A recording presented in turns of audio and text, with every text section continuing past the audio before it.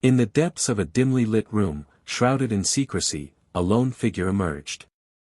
Clad in black from head to toe, the assassin's identity was concealed behind a mask, rendering him nearly invisible in the shadows. The air was heavy with the scent of aged parchment, as the room was lined with towering shelves laden with ancient scrolls, books, and yellowed maps. With an air of desperation, the assassin scoured the shelves, his gloved hands frantically searching for a specific text.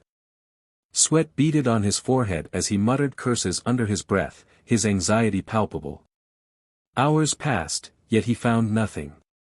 Just as the assassin was about to give up, the sound of approaching footsteps echoed outside the door.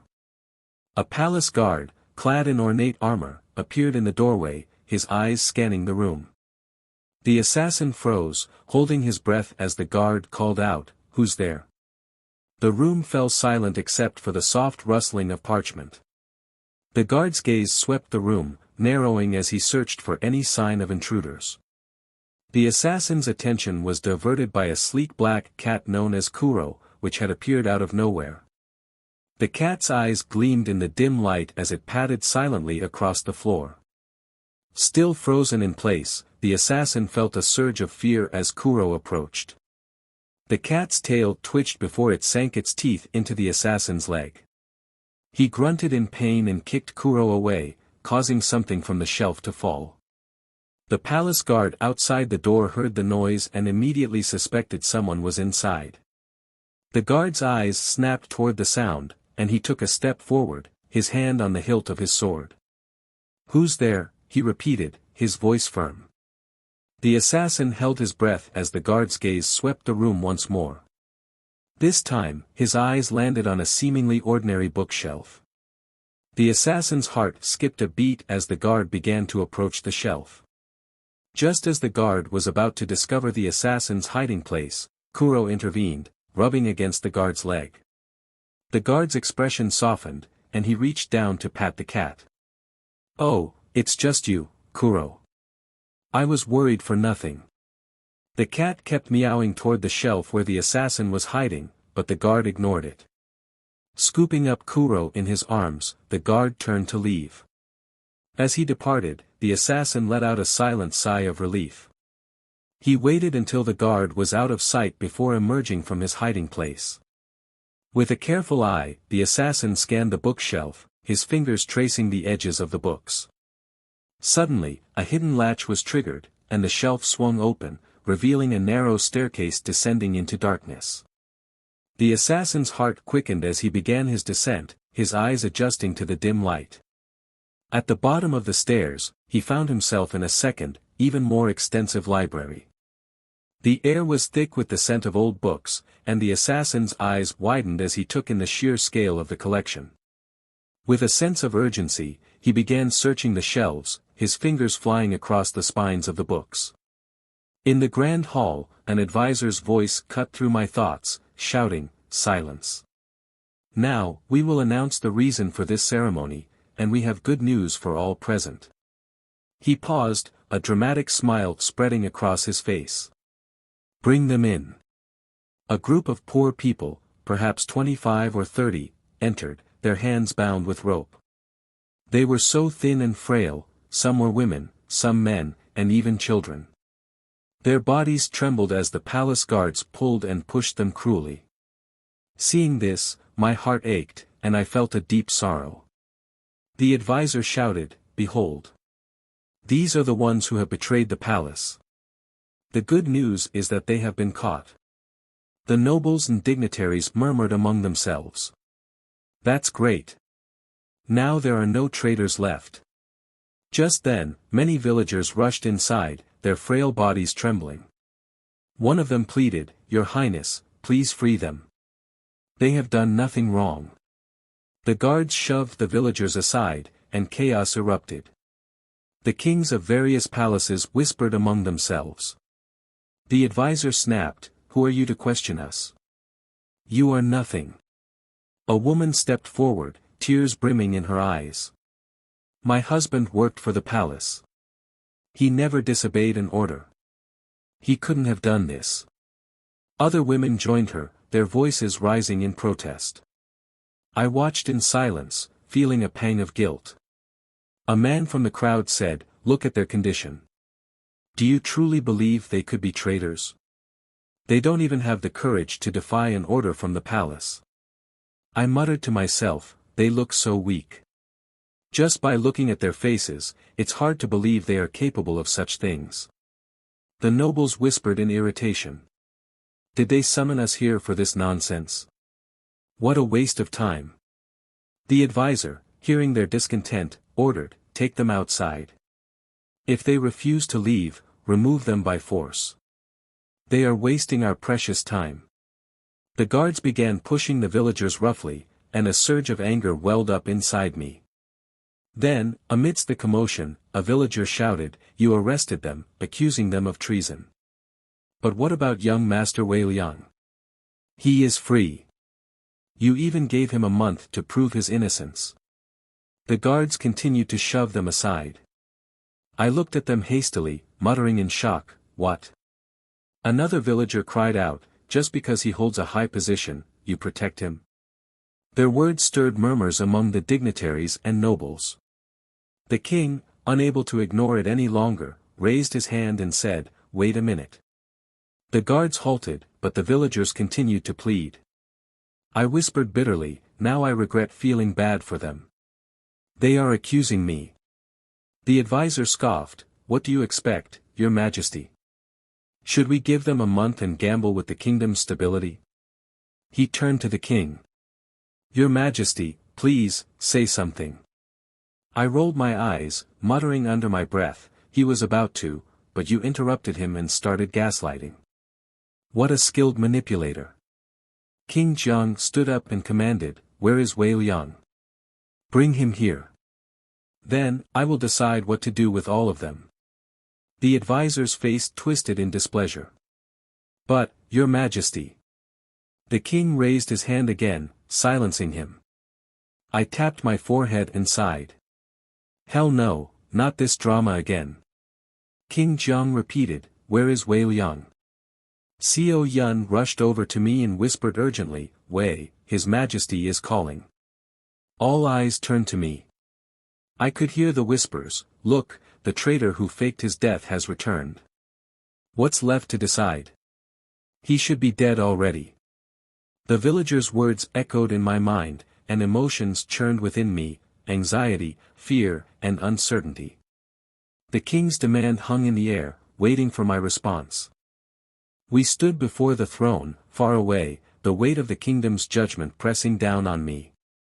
Sio Yan stood beside me, her gaze filled with fear and determination. From across the hall, her father, King Shi, thundered, "Sio Yan. What are you doing with him? Come here."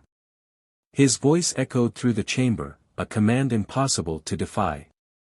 Sio Yan hesitated, then stepped away to stand by her father's side. King Jiang's voice was steady but unyielding. "Wei Liang, what is there left to ask? Everything is clear. We cannot trust you. Granting you time to prove your innocence would only threaten the stability of the kingdom." Before I could respond, King Shi cut in, his voice trembling with anger. "Have you forgotten how he killed my son, Shi Qing? I swear, if we weren't here, I would have killed you myself." He drew his sword, its steel gleaming ominously. I muttered in shock, "Is Wei Liang a murderer, like Huan Shu?" King Jiang raised his hands, calming the situation with a gentle gesture.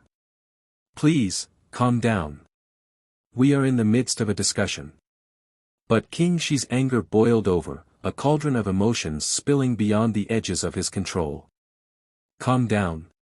You're telling me to calm down? Just seeing him brings back the memories of my son's death.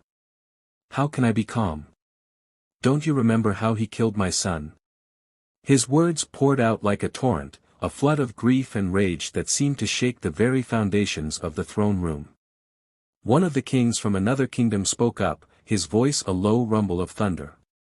"Your Majesty, Jiang, have you forgotten what Wei Liang has done? What's left to discuss? Execute him along with those villagers. You're my friend, which is why I'm saying this to you." The room seemed to darken, as if the shadows themselves were closing in around me. I whispered, "Be quiet. There are already so many accusations, stop gaslighting." King Jiang looked at me, and the room erupted into chaos. Others started supporting King Shi's demands, cheering and shouting for my execution. Sio Yan tried to speak, but her mother grabbed her arm and whispered, "Don't you dare."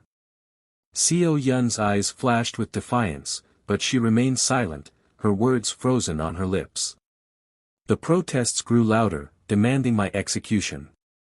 Bao pushed his way through the crowd, trying to see what was going on. He looked at me, and I signaled him, asking, "What will they do?"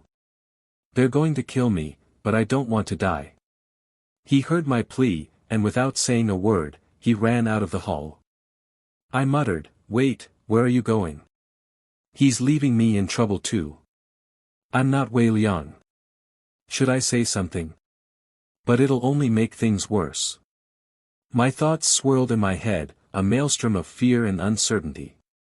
The protests intensified, a deafening cacophony that shook the throne room.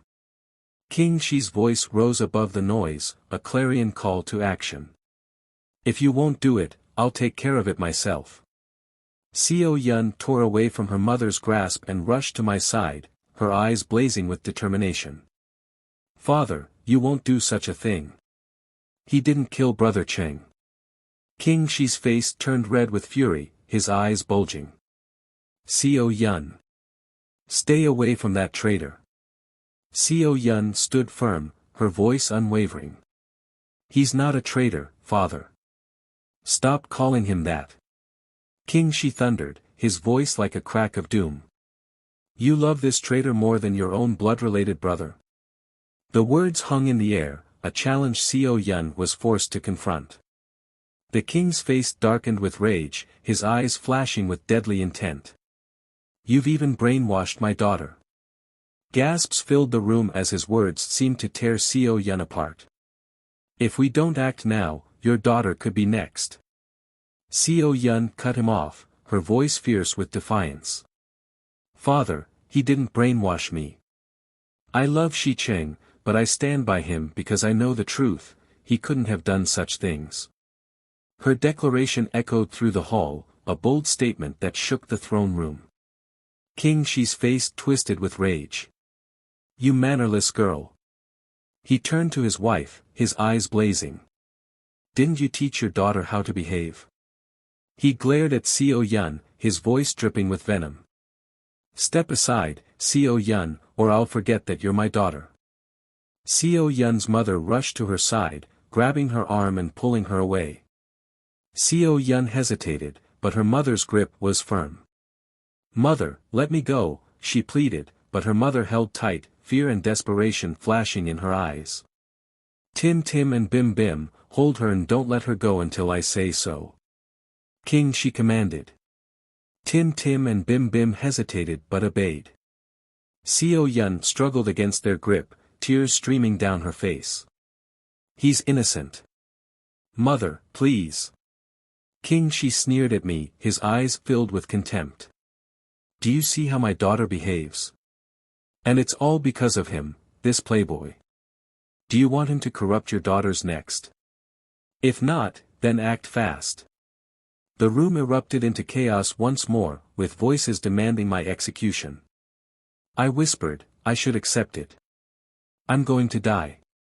A man stepped forward, his voice cutting through the noise. "Let's kill him right now. It's the best solution." King Jiang raised his hands, trying to restore order. "If that's what you all want, fine, but not now." King Shi's face burned with anger. "Not now. What if he escapes? Don't you remember how he tried to blame Advisor Li? He'll do anything to save himself." The room fell silent, all eyes fixed on me. I glanced at Advisor Li, who seemed to be enjoying the spectacle. I muttered to myself, everyone wants to kill Wei Liang, but what could he have done? I need to find out, if I can survive. Why did I have to end up in his body? Couldn't it have been someone else? I'd be in less trouble. King Shi signaled a guard, who drew his sword and charged at me. Sio Yan tried to break free from Tim Tim and Bim Bim, but they held her tight. Tears streamed down her face. No. Father, don't. I looked at the guard, my heart pounding. What are you doing? Oh. I covered my face, bracing for impact. Huan Shu stepped forward, shielding me from harm. With swift and deadly precision, he fought off the attacker, pinning him to the ground.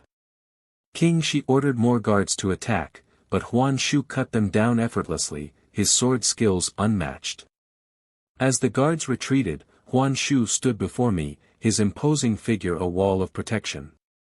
His right hand shielded me, and I clung to his hanfu, my hands trembling. The whispers of the onlookers reached my ears. Why does Prince Huan Shu always protect him? Are the rumors true? King Jiang stepped in, his voice stern. Huan Shu, stop this. But Huan Shu cut him off, his voice thundering. Dare to touch him again, and if a single drop of his blood is spilled, I'll lay the dead bodies of the entire palace at his feet. Advisor Li sneered. Why are you protecting him, Prince Huan Shu? What excuse do you have now? Huan Shu's voice made the room tremble. Can't you see he's lost his memory? Look at his condition. King Shi scoffed. Memory loss? You expect us to believe that? It's just an excuse. Huan Shu's eyes burned with fury. Oh really? If he hadn't lost his memory, you'd see what he's truly capable of. Advisor Li mocked, he's just pretending. Huan Shu's voice was ice. Advisor Li, be quiet, or I'll forget that you're older than me. King Jiang thundered, Huan Shu. But Huan Shu stood his ground. What, father? No, you are not my father. Your Majesty. King Jiang's face fell at his son's words. You were silent when they wanted to kill him. And now, you expect me to be polite to people who would execute an innocent man without proof, just because of suspicion. Sio Yan broke free, standing beside me. His Highness is right. King Shi bellowed, Sio Yan, shut up.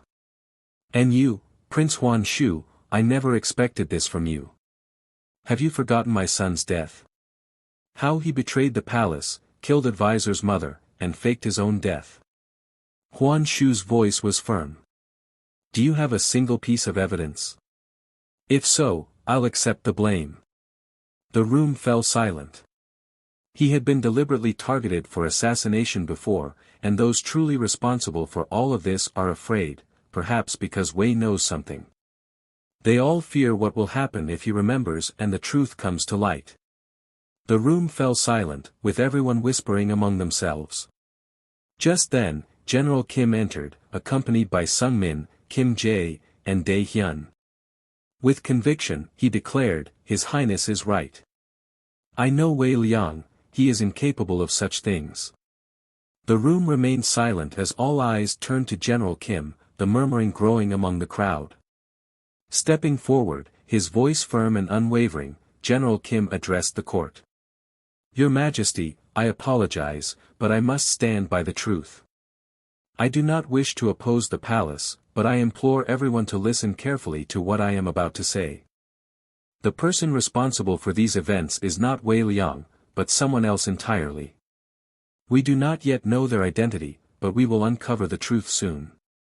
In an effort to avoid suspicion, this individual has been spreading rumors about Wei Liang. Perhaps this person is even from the palace itself. Advisor Li's face darkened with anger, while King Shi's expression turned red with rage. He glared at General Kim. Are you lying to protect him as well? Have you forgotten my son, Advisor Li's mother, and the many others he has killed? Sung Min interjected, his voice calm and measured. Your Majesty, I mean no disrespect, but let us recall the circumstances of Prince Shi Cheng's death. We only saw Wei Liang with the body, not the actual killing. King Shi's fury boiled over, and he turned to Sung Min, his voice dripping with sarcasm. Crown Prince, I did not expect you to speak in his defense. He then cast a mocking glance at King Jiang. You have raised them well, indeed.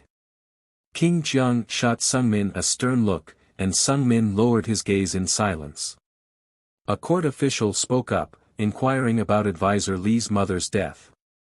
What about Advisor Li's mother? General Kim responded, at the time, Wei Liang was with me and several soldiers on palace duty. He was not even present.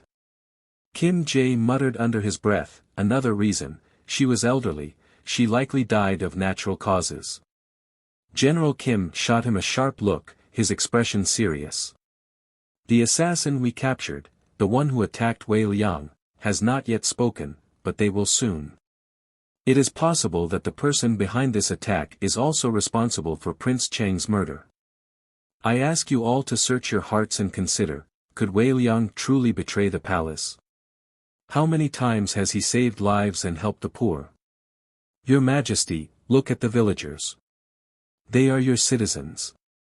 Should we not give them the opportunity to prove their innocence, just once? Advisor Li interrupted, his voice laced with malice. Enough, General Kim. Why do you seek to ruin the entire empire? King Jiang silenced him with a firm voice. Advisor Li, that is enough. Advisor Li's face twisted with anger. King Jiang turned to General Kim, his expression thoughtful. I understand your perspective, General Kim. Do the people present here agree with you? The room fell silent as the crowd began to deliberate. Some whispered amongst themselves, while others started choosing sides. King Jiang then announced, step to the right if you support Wei Liang. Step to the left if you oppose him. The crowd shifted, some moving to the right, others to the left. King Shi and Advisor Li stood mockingly on the left side. In the end, only a small group stood on the right, Sio Yan, Bao, Kim Jae, General Kim, Huan Shu, Dae Hyun, and Sungmin. Su Min hesitated before glancing at his father, then finally stepped to the right. Advisor Li sneered. It seems no one wishes to support Wei Liang. I whispered, please, God, save me. I don't want to die. Just then, the villagers whose families had been accused stepped forward, declaring their support for Wei Liang. Advisor Li scoffed. But they cannot do that. King Jiang intervened, his voice firm. Are they not human beings, deserving of consideration? Advisor Li protested, but you did not say that, Your Majesty. King Jiang fixed him with a cold stare. Are you the king? If not, then remain silent. The king continued, you have supporters, but they are fewer than those who oppose you. At that moment, more villagers rushed into the hall, shouting, we are with him. In the end, more people stood in support of me than against me. King Jiang nodded. I see. I will give you time to prove your innocence. However, the villagers will be imprisoned, and only Wei Liang will remain free. Sio Yan's face lit up with joy, and she grasped my arm tightly. King Jiang added, but if you fail to prove your innocence, you will be executed. Prince Huan Shu, you will also face punishment, as you played a significant role in this matter. Huan Shu smirked. That's fine, Your Majesty. I already know that someone is betraying the palace, and they are from the palace. I will find them soon, and when I do, you will owe Wei an apology. Advisor Li's face twisted in rage and fear. Murmurs of dissent grew around me. Sio Yan's father, King Shi, was furious at this decision. He stormed toward her, grabbing her arm. Come with me, or I will forget you are my daughter. Sio Yan resisted. I won't go with you. Her mother intervened, trying to drag her away. I made a move to follow, but Bao held my arm. Child Wei, don't go. This is their personal matter. If you interfere, King Shi may become even angrier and punish Sio Yan. I hesitated, then nodded. He's right. I don't want him to hurt her, I shouldn't go. King Shi and Sio Yan's mother pulled her away, while the murmuring in the hall intensified. I then noticed King Jiang's condition worsening, he clutched his chest, his breathing unsteady. Sung Min and Su Min rushed to his side, their voices laced with concern as they asked if he was all right. I glanced at Huan Shu. He didn't move to check on his father, his face an unreadable mask. But I could see the sadness hidden behind his cold expression, his eyes couldn't lie. Sung Min and Su Min helped King Jiang out of the hall, while Huan Shu cast me a cold, calculating glance before leaving with Dai Hyun. Bao turned to me. Child Wei, are you okay? I muttered, does he not love his father?